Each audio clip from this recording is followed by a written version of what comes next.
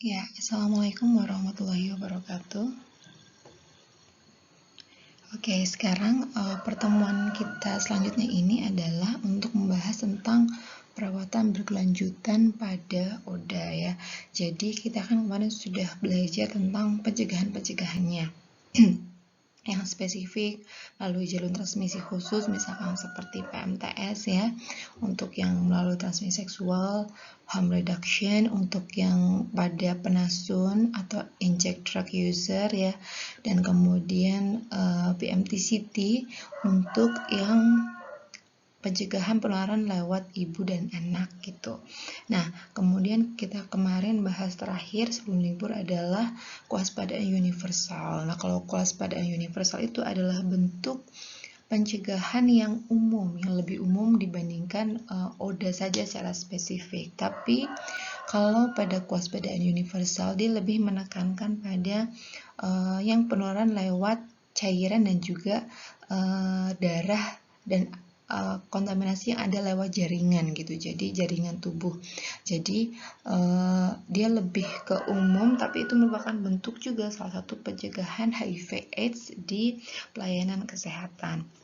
Nah, berikutnya adalah setelah kita mencegah bagaimana penularan HIV, yang berikutnya bisa kita lakukan adalah pengobatan orang yang menderita HIV atau ODA, karena di Indonesia ketika jumlah penderita atau jumlah ODA yang semakin banyak, itu maka pengobatan itu menjadi salah satu cara untuk mencegah kasusnya berlanjut menjadi lebih banyak. Jadi perawatan berkelanjutan ini adalah bentuk pengobatan, tapi pengobatan ini juga termasuk dalam strategi dalam pencegahan penyakit menjadi meluas atau lebih banyak.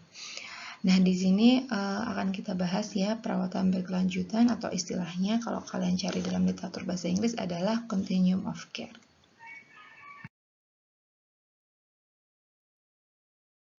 Nanti akan kita bahas adalah definisi dari continuum of care.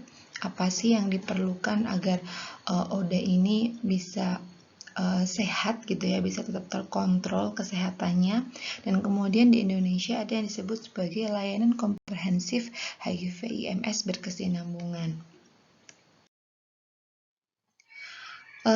Jika dari originnya berdasarkan WHO gitu ya, seorang ODA itu harus mendapatkan pelayanan yang itu kontinu atau berkesinambungan, dimulai dari ketika orang itu menerima diagnosis bahwa dia menderita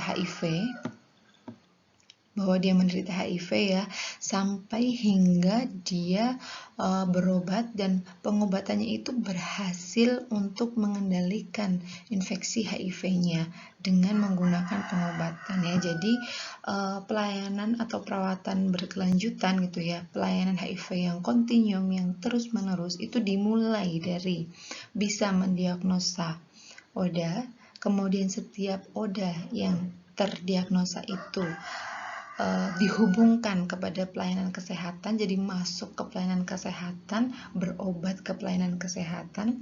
Kemudian ODA yang berobat ke pelayanan kesehatan tersebut itu selalu datang kembali untuk mengakses pengobatan, memantau keadaannya, melihat adanya pertambahan infeksi oportunistik atau tidak, sehingga nanti bisa dicapai supresi viral atau virus HIV. Jadi di sini bisa dikatakan bahwa meskipun dia ODA, akan tetapi virus dalam tubuhnya itu bisa ditekan dalam kondisi yang sesedikit mungkin. Jadi itu yang disebut sebagai viral suppression gitu. Jadi harapannya meskipun dia ODA, tapi dia bisa hidup sehat, bisa tetap berkeluarga, melanjutkan kehidupan yang produktif seperti itu. Nah, berdasarkan data CDC tahun 2017, ternyata di antara perkiraan seluruh jumlah ODA yang ada di dunia, diperkirakan hanya sekitar 85% dari ODA itu yang terdiagnosa. Jadi masih banyak orang yang menderita HIV atau ODA itu tidak terdiagnosa, dikarenakan pertama bisa jadi mereka tidak mengetahui gejala-gejalanya. Yang kedua mungkin enggan. Kita tahu ya bahwa stigma itu membuat orang takut tahu bahwa dirinya itu terdiagnosis HIV gitu. Jadi akhirnya mereka jadi merasa bahkan untuk periksa saja, untuk mendiagnosa apakah dia itu HIV atau tidak, kadang-kadang mereka tidak berani. Makanya layanan VCT itu yang sangat terdampak dengan adanya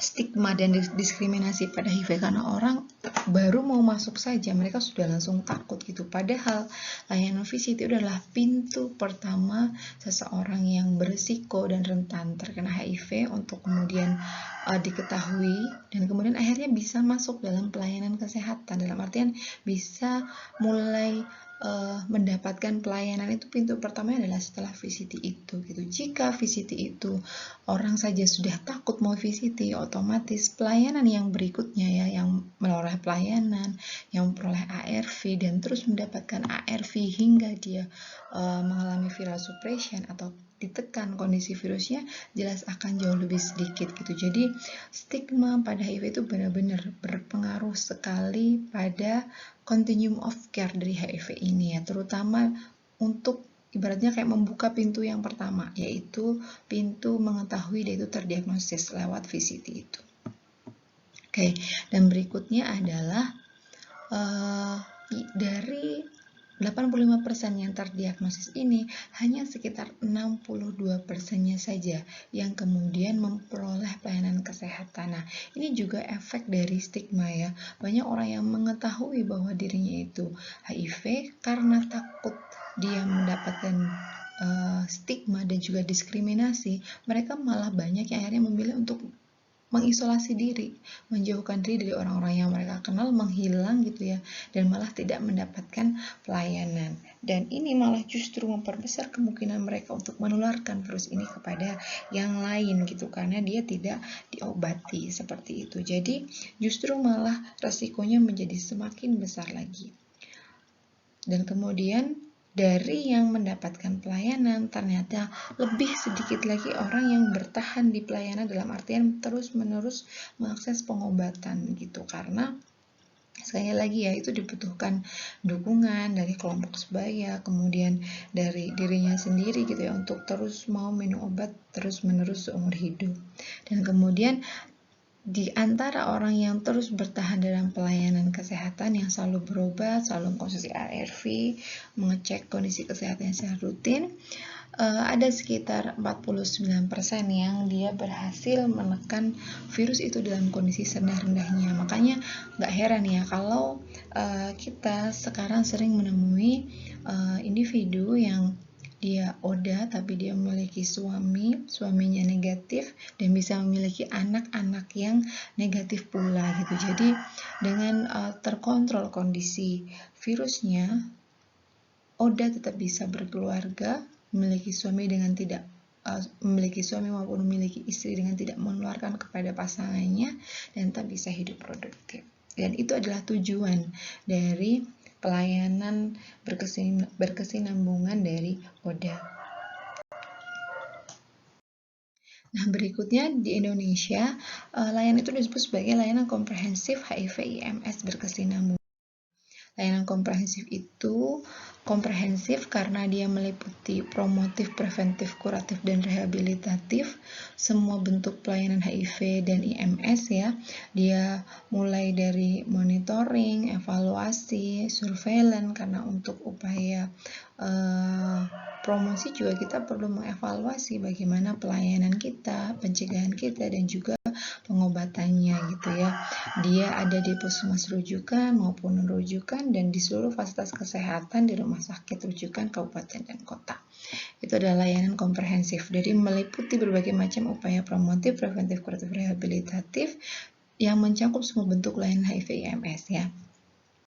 Dan berikutnya adalah layanan berkesinambungan. Kalau berkesinambungan itu maksudnya adalah mulai dari dia di rumah atau komunitas, kemudian hingga dia mendapatkan pelayanan kesehatan di fasilitas kesehatan, dan kemudian bisa akhirnya dia kembali ke rumah lagi, dalam artian sehat kembali dan hidup hingga produktif seperti itu. Jadi bisa juga diibaratkan sama seperti selama perjalanan infeksi, dari sebelum terinfeksi sampai stadium terminal, sampai meninggal atau mungkin sampai sehat kembali seperti itu. Jadi dalam artian pelayanannya itu meliputi bahkan pada individu yang belum terkena HIV tadi ya, dengan pelayanan VCT gitu, dengan VCT, dengan pelayanan pencegahan dari belum terinfeksi sampai dia ke pengobatan seperti itu. Jadi kalau dulu ketika awal-awal Indonesia mulai ada kasus HIV gitu ya, pencegahan itu menjadi ujung. Jadi tombak pandang HIV di Indonesia adalah pencegahan agar tidak tertular. Sama seperti kondisi dengan pandemi COVID seperti sekarang ini. Dulu HIV juga menjadi pandemi yang berada di seluruh negara seperti itu. Karena awalnya dia bermula dari negara barat dan kemudian akhirnya menyebar ke seluruh negara Indonesia termasuknya. Jadi ketika awal-awal upaya pencegahan itu adalah menjadi tombak utama. Sama seperti sekarang, sama seperti kondisi pandemi COVID ini. Pandemi COVID ini awal saat ini pencegahan adalah ujung tombaknya. Karena apa?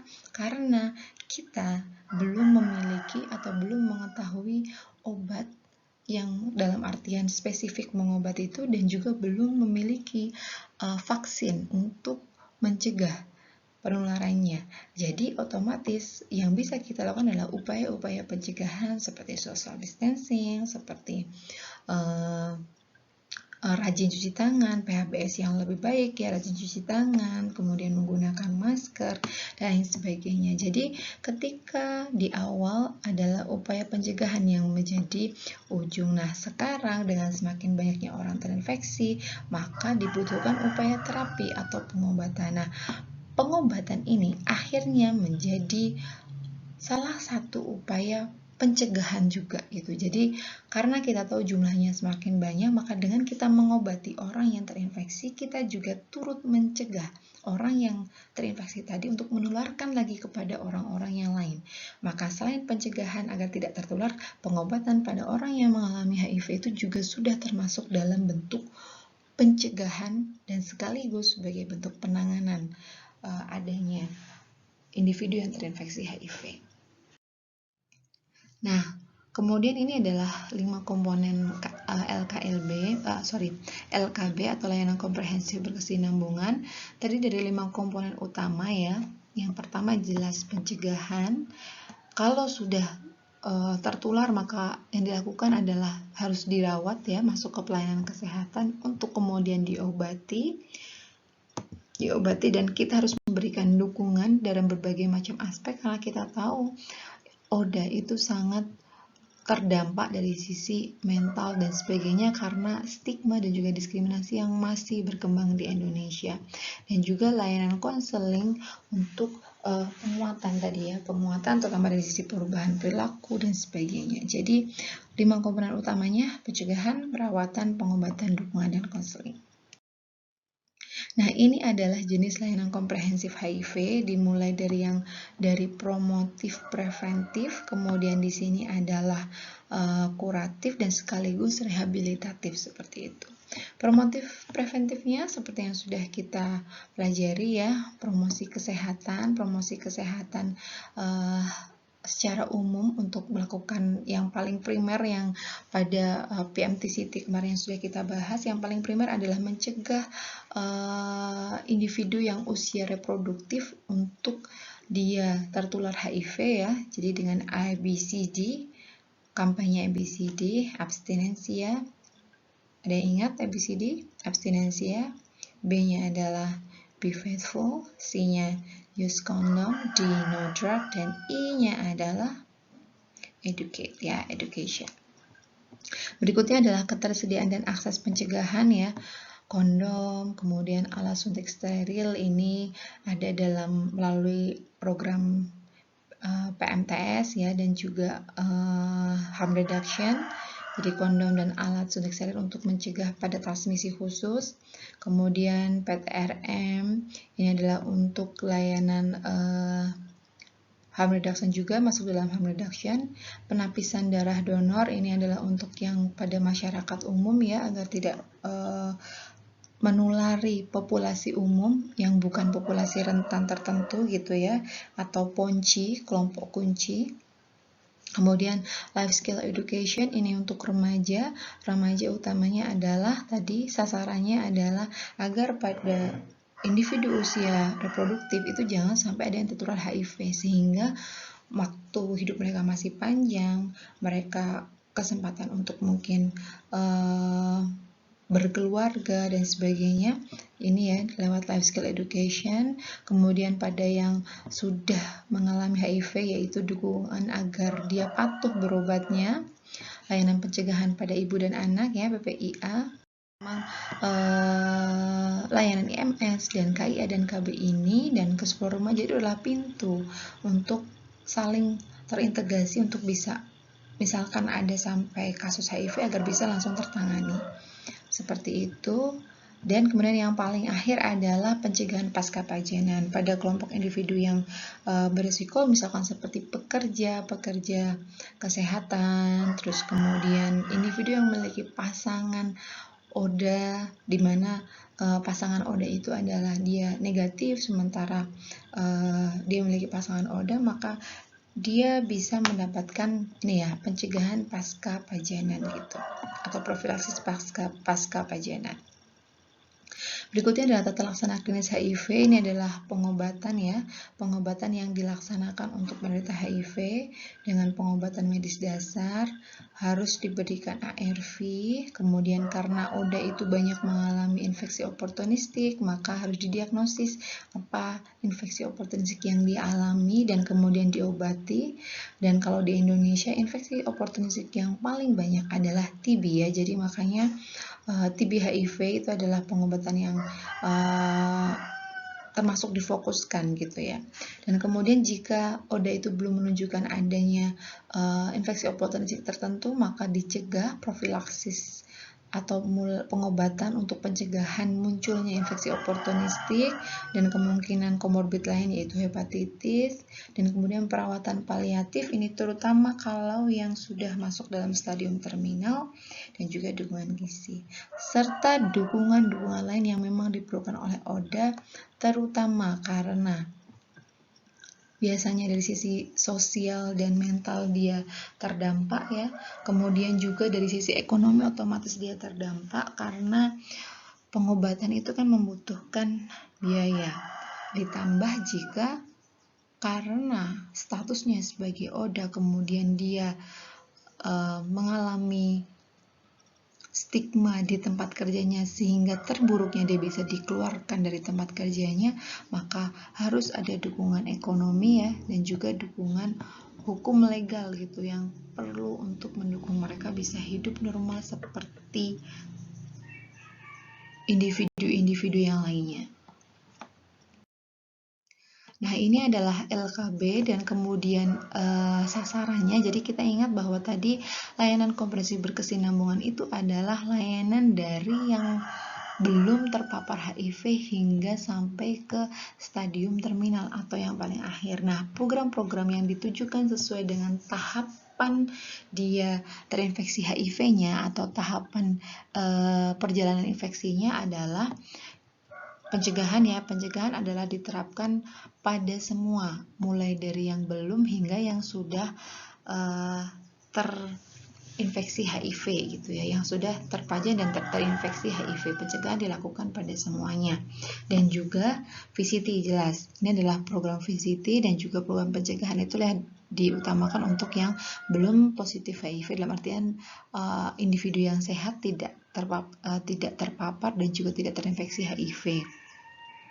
Kemudian ketika dia sudah mulai terpajan dengan virus gitu ya, tetap pencegahan dan konseling itu tetap ada, atau VCT itu tetap bisa dilaksanakan. Dan ditambah lagi dengan tadi, misalkan individu itu sudah terpajan, maka kita bisa memberikan program tadi profilaksis pasca pajanan atau PPP gitu dalam bentuk ARV, seperti yang kemarin kita bahas ketika kita bicarakan tentang kewaspadaan universal ya. Kewaspadaan universal termasuk di dalamnya adalah untuk para petugas kesehatan yang terpajan dengan sumber infeksius yang itu positif atau terkonfirmasi HIV, maka bisa diberikan profilaksis pasca pajanan. Dan juga PPIA ya, terutama bagi ibu-ibu yang kemudian terpapar HIV, akhirnya kan dia memiliki kemungkinan untuk menularkan kepada anaknya. Nah, anaknya ini otomatis sudah terpajan dengan virus dari ibunya, dan kita tetap bisa mencegahnya agar meskipun ibunya positif, anak yang dikandungnya itu tetap statusnya negatif gitu. Seperti itu. Dan berikutnya adalah jika pada penderita HIV, maka jelas ya dukungan psikososial dan tadi yang kaitannya dengan infeksi oportunistik ya, dan kemudian mulai terapi ARV. Dan jika misalkan sudah jelas ya perawatan paliatif, karena kalau advanced disease atau dalam artian advanced HIV ketika dia sudah stadium 3 dan 4 sudah banyak infeksi oportunistik yang dialami, perawatan yang ditujukan adalah perawatan paliatif dan perawatan berbasis rumah ya, di rumah dan juga di rumah sakit hingga sampai dia ke fase terminal, dan kemudian memang riwayat alamiahnya HIV adalah bisa menyebabkan kematian. Jadi selain LKB ya, tadi pencegahan berarti kita fokus pada KIE untuk pencegahan dan VCT. Sementara kalau perawatan dan pengobatan adalah ini, infeksi oportunistiknya, terapi HIV, kemudian tata laksana TB HIV ya, ini yang paling tinggi, dan kemudian dukungan gizi dan perawatan paliatif. Dan kemudian yang diperlukan adalah dukungan ODA dan juga keluarga. Jadi perjalanannya setelah seseorang diagnosa HIV, dia akan melakukan pemeriksaan, berbagai macam pemeriksaan, salah satunya pemeriksaan stadium klinis, lihat kadar CD4-nya, dan menentukan adanya infeksi oportunistik atau enggak gitu ya. Tujuannya adalah nanti untuk tahu kondisi imunnya seberapa, terus kemudian untuk mengecek kondisi tubuhnya untuk syarat dia menggunakan ARV, dan juga melihat infeksi oportunistik yang sedang terjadi. Terus dengan kombinasi pemeriksaan lab itu nanti dia akan tahu paduan ARV mana yang paling cocok yang digunakan untuk dirinya dan kondisi sesuai dengan kondisi kesehatannya. Pencegahan dan pengobatan dan tata laksana IO adalah ada yang disebut sebagai profilaksis primer, yaitu dia memberikan pengobatan untuk mencegah terjadinya infeksi, terutama yang belum pernah menderita itu gitu. Dan kemudian kalau profilaksis sekunder itu mencegah berulangnya suatu infeksi. Berarti gini, kalau profilaksis primer itu berarti misalkan kita mau mencegah infeksi oportunistik TB pada penderita HIV. Kalau profilaksis primer berarti pada orang yang belum pernah TB sebelumnya, sementara kalau profilaksis sekunder adalah pada orang yang sudah pernah mengalami TB sebelumnya.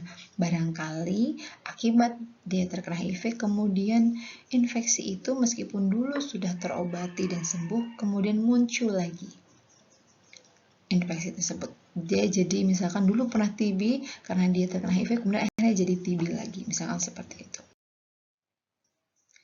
Dan ini adalah untuk pengobatannya, bisa dibaca sendiri. Kemudian terapi ARV ya, terapi ARV itu merupakan pengobatan yang seumur hidup ya, dan kepatuhannya itu sangat tinggi, harus lebih dari 95%. Jadi dia harus selalu minum ARV ini untuk menghindari resistensi si virus terhadap ARV-nya yang akhirnya menunjukkan kegagalan terapi. Contoh kegagalan terapi adalah misalkan orang yang ODA, kemudian dia sudah mengalami beberapa infeksi oportunistik. Dengan pengobatan ARV kan seharusnya infeksi oportunistiknya mulai menghilang karena daya tahan tubuhnya semakin kuat. Nah, bentuk kegagalan terapi adalah meskipun dia sudah mengkonsumsi ARV, tapi masih muncul infeksi oportunistik yang baru itu. Jadi kalau ODA tidak patuh dalam mengkonsumsi ARV, justru malah yang mungkin adalah dia jadi resisten atau kebal virusnya jadi kebal terhadap jenis ARV tertentu, sehingga harus mengganti dengan kombinasi ARV yang lain. Padahal kita tahu ARV itu memiliki efek samping, dan efek sampingnya bukan efek samping yang ringan ya. Efek sampingnya termasuk efek samping yang berat gitu. Jadi akhirnya dia bisa membuat individu memang akhirnya jadi nggak patuh juga akibat efek sampingnya yang berat itu. Jadi padahal ARV itu tetap membutuhkan kepatuhan, minum terus walaupun dia mengalami efek samping. Atau jika memang misal tidak cocok dengan efek sampingnya, tidak bisa ditoleransi ya, dan kemudian benar-benar membuat dia tidak bisa produktif gitu ya, diganti dengan kombinasi lain yang barangkali lebih cocok. Jadi obat ARV ini ada banyak macam jenisnya, tapi kombinasinya biasanya dia minum dalam bentuk kombinasi, dan memang dicari kombinasi yang paling cocok untuk kondisi kesehatannya. Jadi ini ya syarat memulai ARV atau inisiasi ARV. ARV dengan ART itu sama ya. Kalau ARV adalah antiretroviral, sementara ART adalah antiretroviral terapi. Jadi sama ya. Inisiasi ART atau terapi antiretroviral itu terutama kalau yang sudah masuk stadium klinis 3 dan 4, dan jika CD4-nya itu kurang dari 350, atau bisa juga mulai tanpa melihat stadium klinis dan berapapun jumlah CD4 kalau dia koinfeksi dengan TB, koinfeksi dengan hepatitis B, dia adalah ibu hamil, PPIA ya, jadi seberapapun kondisi CD4-nya atau stadiumnya, pokoknya harus langsung konsumsi ARV. Dan yang memiliki pasangan dengan HIV negatif ya, atau istilahnya pasangan dengan serodiskordan, jadi yang ODA yang dia itu memiliki pasangan seksual aktif ya, yang pasangannya itu tidak terinfeksi HIV atau bukan ODA. Jadi untuk mengurangi penularan kepada pasangannya tersebut. Dan pada ponci ya, ODA yang masuk dalam kelompok kunci, maka harus langsung ARV.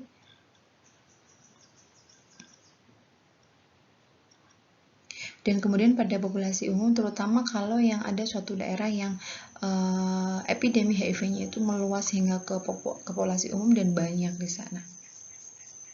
Dan kalau anak usia dan ODA anak, dia harus langsung mulai ARV, stadium apapun ya harus langsung mulai ARV. Obatnya ini ada jenis macam-macam, ada lini pertama, lini kedua, dia biasanya kombinasi 2 atau 3, sesuai dengan kebutuhan, sesuai dengan kecocokan dia berdasarkan hasil screening laboratorium kondisi tubuhnya. Ini biasanya kombinasinya ini 2 atau 3 gitu ya pengobatannya. Nah, kemudian yang paling penting adalah tadi deteksi koinfeksi TB HIV, karena ini di Indonesia tuh yang memang yang paling banyak terjadinya infeksi oportunistik adalah TB, karena emang di Indonesia prevalensi TB masih lumayan banyak. Jadi beratnya faktornya itu sebenarnya ada di mana-mana gitu, bergantung kekebalan tubuh si individu. Nah, kalau pada ODA kan otomatis dia kekebalannya itu rendah, jadi otomatis dia jadi lebih mudah dan lebih mungkin tertular. Terus kemudian TB ODA itu biasanya gejalanya adalah demam, berat badan turun, keringat malam, dan batuk. Ada diagnostik tersendiri dengan pemeriksaan MTB ini, kemudian dicari bakterinya gitu ya. Kemudian dilihat apakah dia sensitif atau resisten terhadap obat yang untuk pengobatan TB itu. Nah, jadi kalau misalkan ada seorang individu yang dia koinfeksi TB dan HIV, pengobatan TB itu harus dimulai lebih dulu. Setelah itu baru dia diberikan ARV.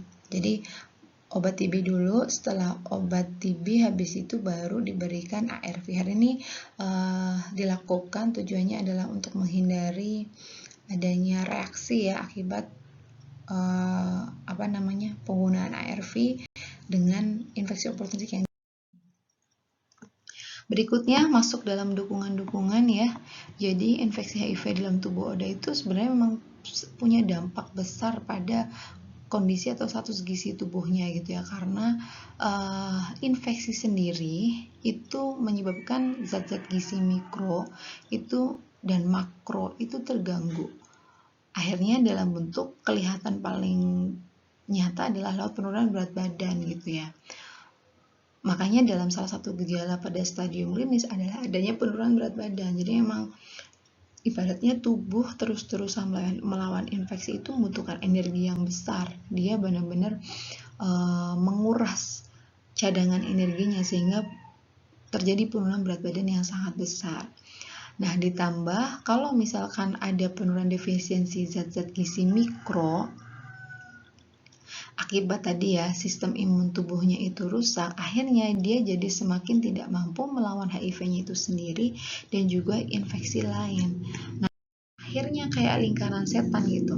Jadi infeksi HIV itu menyebabkan peningkatan kebutuhan energi gitu ya, yang akhirnya otomatis cadangan lemak dan juga gula dalam tubuhnya itu dipakai untuk melawan infeksi itu, akhirnya bikin berat badan.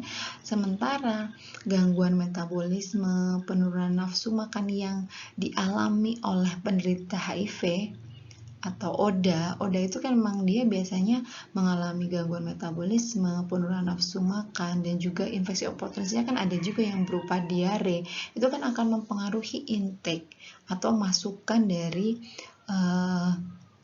makanan yang dikonsumsi oleh HIV itu sendiri. Nah, akhirnya kan otomatis gangguan gizi tadi itu memperparah kondisi penyakitnya dan otomatis memperparah juga penurunan berat badan yang dia alami gitu. Jadi kayak lingkaran setan ya, infeksinya itu butuh banyak energi, sementara energi yang masuk semakin sedikit karena penyakitnya itu sendiri, ditambah juga kadang-kadang karena efek ARV gitu. Karena ARV itu juga bisa menyebabkan efek samping berupa mual muntah yang sangat parah gitu. Jadi akhirnya semakin sulit makanan itu masuk untuk mengembalikan kebutuhan energinya tadi.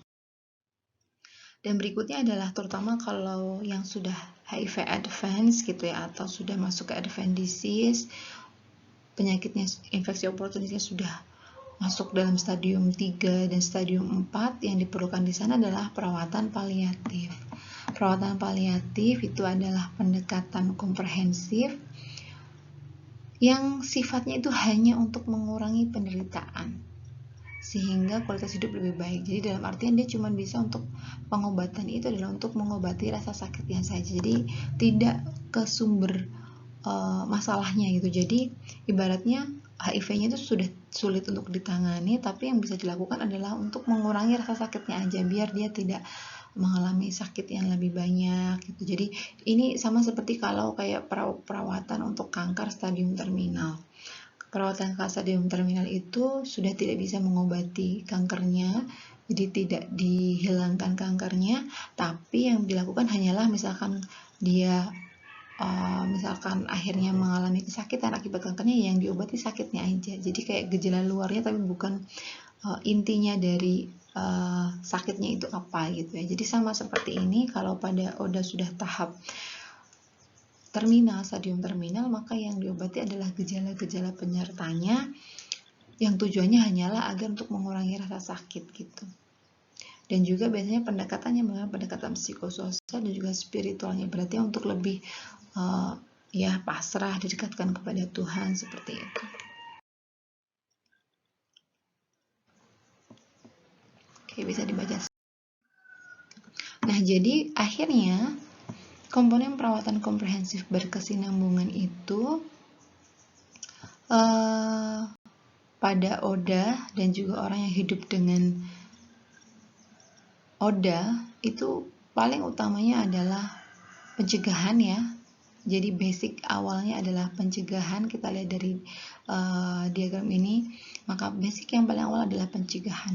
Kalau dia sudah masuk sebagai ODA dan OHIDA, maka otomatis pelayanan medis dan perawatan itu yang ia perlukan. Mulai dari VCT, kemudian dia perawatan, profilaksis kalau misalkan dia sudah terpajan sebelum dia HIV positif, kemudian pengobatan ARV ya, dan kemudian infeksi oportunitif, dan kalau sudah pada tahap akhir maka pengobatan dan perawatan paliatif.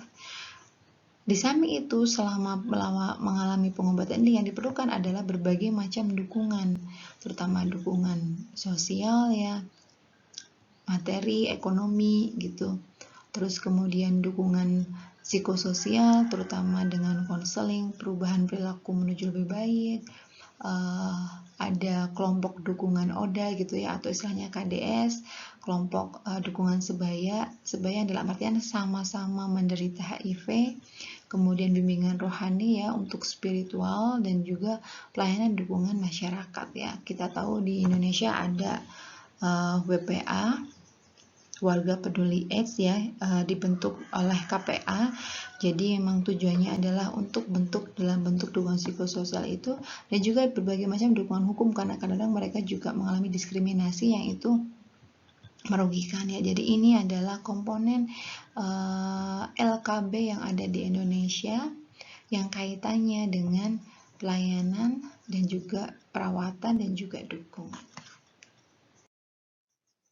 Nah, makanya di antara ini kita tahu bahwa VCT itu adalah entry point-nya.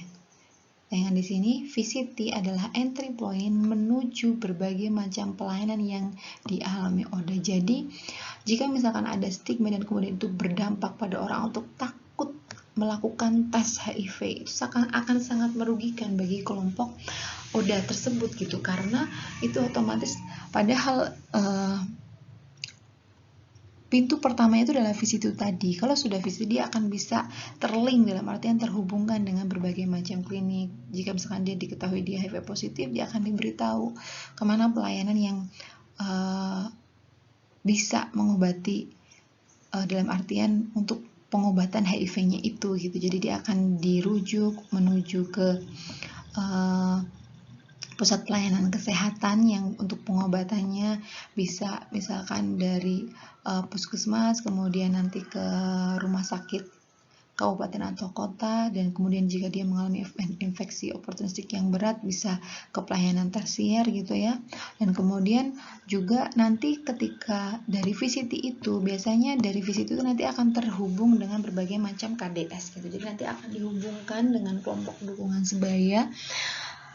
Jadi akan terlinkkan dengan kelompok dukungan sebaya, biasanya dikenalkan, nanti akan ditemui oleh KDS gitu ya, untuk diberitahu, diberi semangat gitu ya, tentang di rumah dan juga di komunitasnya seperti itu. Jadi istilahnya akan ada pendampingan dari kelompok dari KDS gitu ya, kelompok dukungan sebaya itu nanti akan ada pendampingan si ODA ini akan didatangi, terus kemudian dia nanti akan diajak untuk periksa, dan kemudian untuk misalkan tempat curhat juga kalau dia mengalami kayak misalkan efek samping gitu atau mengalami stigma dan sebagainya. Ini adalah yang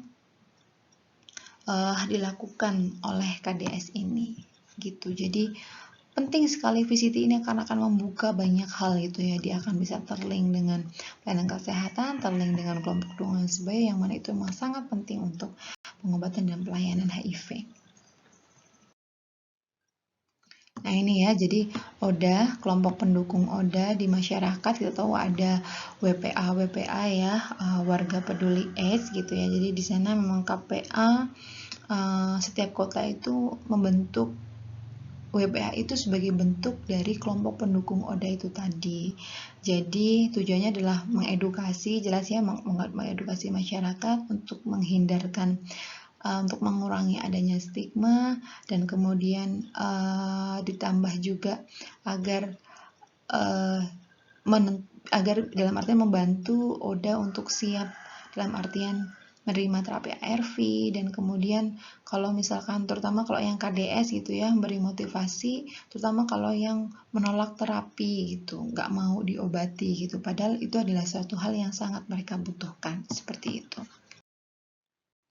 Dukungan psikososial jelas ya, bisa diri.